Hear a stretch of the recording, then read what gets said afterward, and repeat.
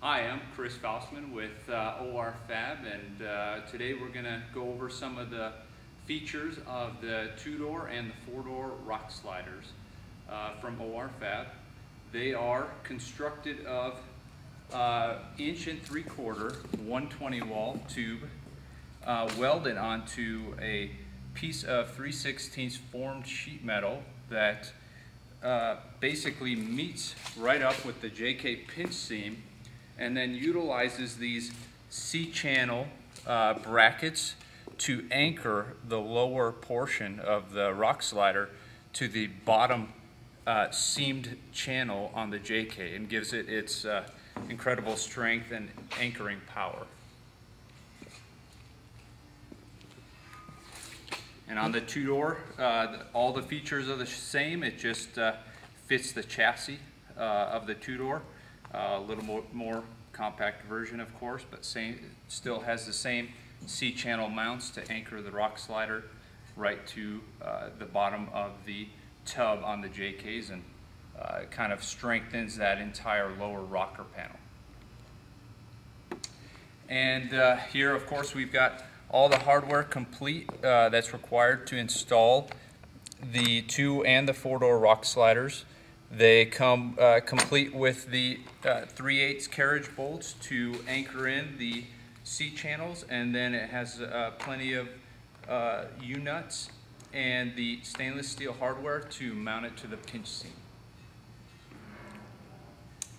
And then here we have the Rust-Oleum textured paint that we love to use after a good day out on the trails and get some pretty good scars and things. This works pretty much with any of our powder coat, and almost perfectly matches for good touch-up.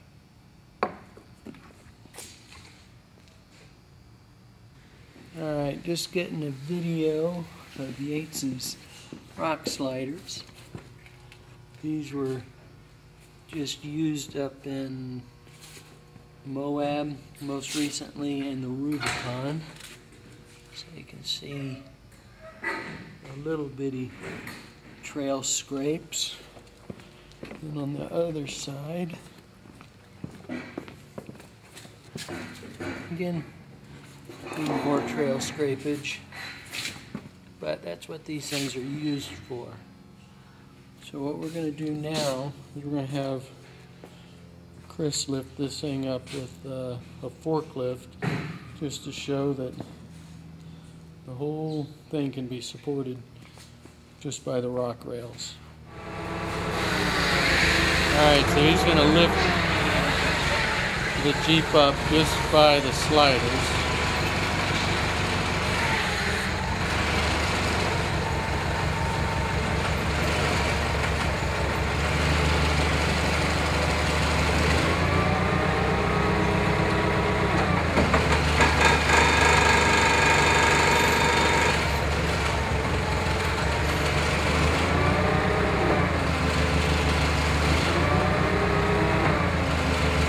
Making certain he's just hitting the sliders. Don't want to get underneath the carriage. So it's like being lifted by a big rock.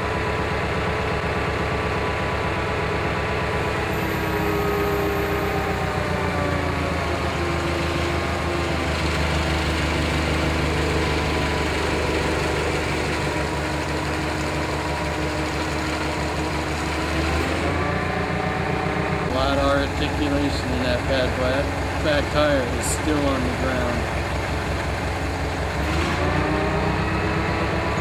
Back tire's still on the ground. Just a hair.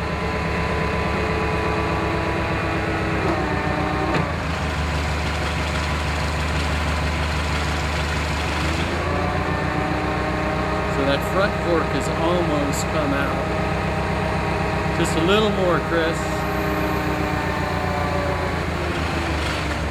Tiny bit more. There you go, you're off. So, just so you guys can see, that one's barely on because that Jeep went, and that one's barely on. So you can see that that is just barely hooked to the rails.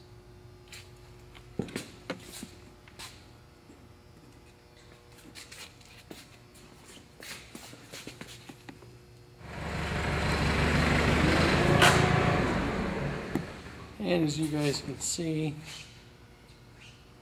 no issues with the rock rails after the forklift lifted it up.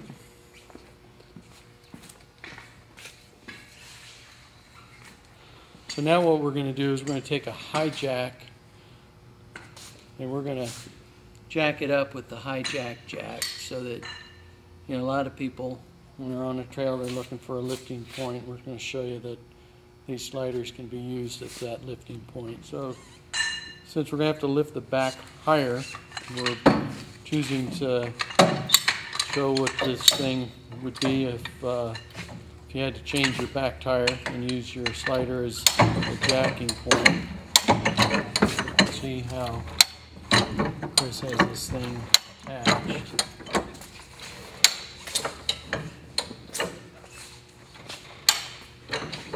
This is a long arm kit, so this thing's going to have to go way up in the air.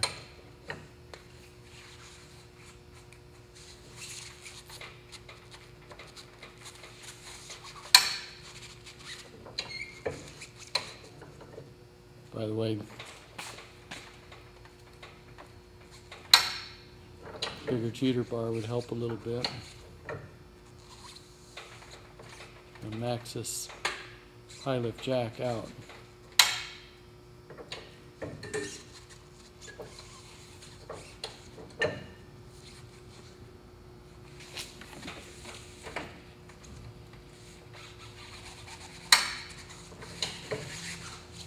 If you're a 300-pound guy, it's a lot easier to jack these things versus if you're a 180-pound guy. So you're off the ground now, bud. So, not that I would do that on the trail, put a jacking point, but we just wanted to show you guys that it could be done with the rock sliders. Chris is just now finishing up putting this thing down. I just want to show you guys what the slider looks like from the jacking point, just so you can see that really there's nothing this jack could do that you're not going to do out on the trail anyway.